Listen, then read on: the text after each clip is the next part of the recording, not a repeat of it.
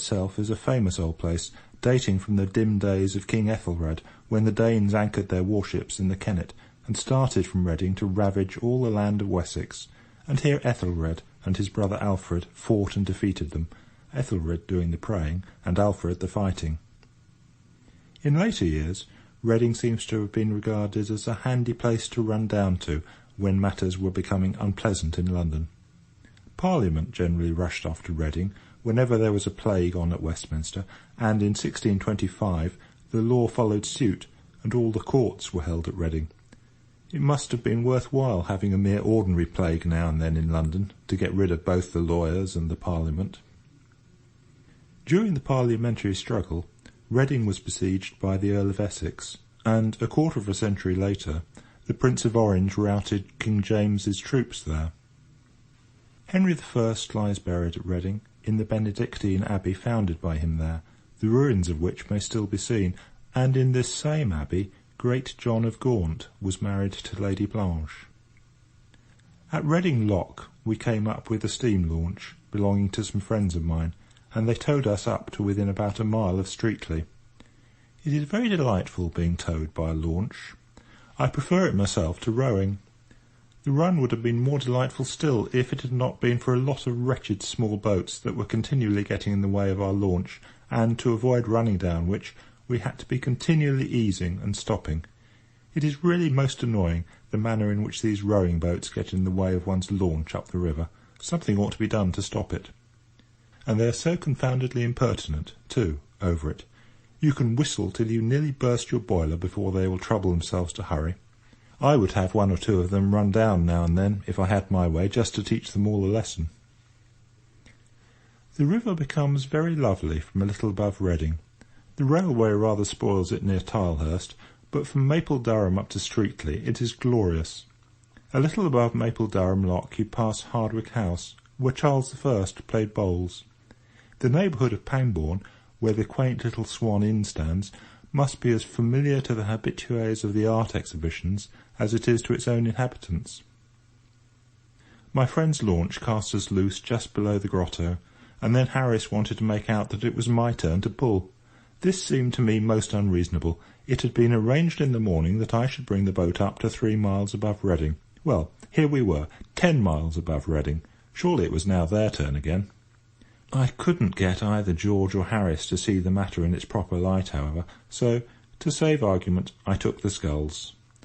I had not been pulling for more than a minute or so, when George noticed something black floating on the water, and we drew up to it. George leant over, as we neared it, and laid hold of it, and then he drew back with a cry and a blanched face. It was the dead body of a woman.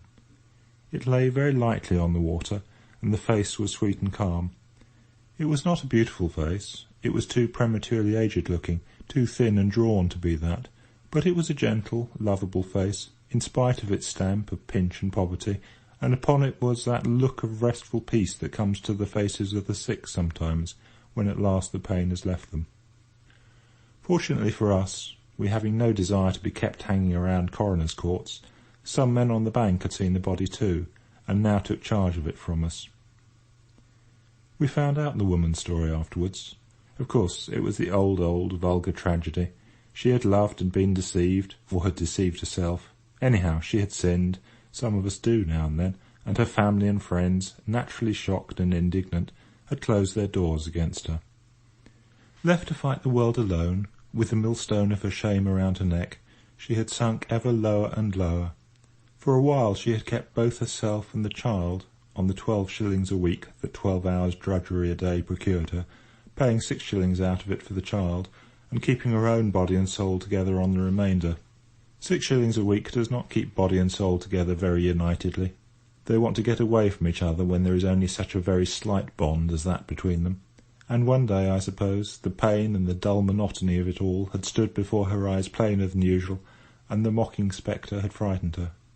She made one last appeal to friends, but against the chill wall of their respectability the voice of the erring outcast fell unheeded, and then she had gone to see her child, had held it in her arms and kissed it in a weary, dull sort of way, and without betraying any particular emotion of any kind, and had left it, after putting into its hand a penny box of chocolate she had bought it, and afterwards, with her last few shillings, had taken a ticket and come down to Goring.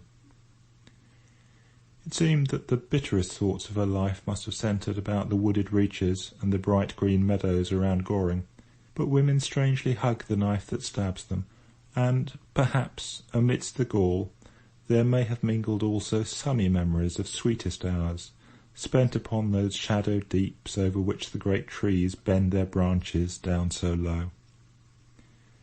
She had wandered about the woods by the river's brink all day, and then when evening fell and the grey twilight spread its dusky robe upon the waters, she stretched her arms out to the silent river that had known her sorrow and her joy, and the old river had taken her into its gentle arms, and had laid her weary head upon its bosom, and had hushed away the pain. Thus had she sinned in all things, sinned in living and in dying. God help her, and all other sinners, if any more there be. Goring on the left bank, and Streatley on the right, are both or either charming places to stay at for a few days. The reaches down to Pangbourne woo one for a sunny sail, or for a moonlight row, and the country round about is full of beauty.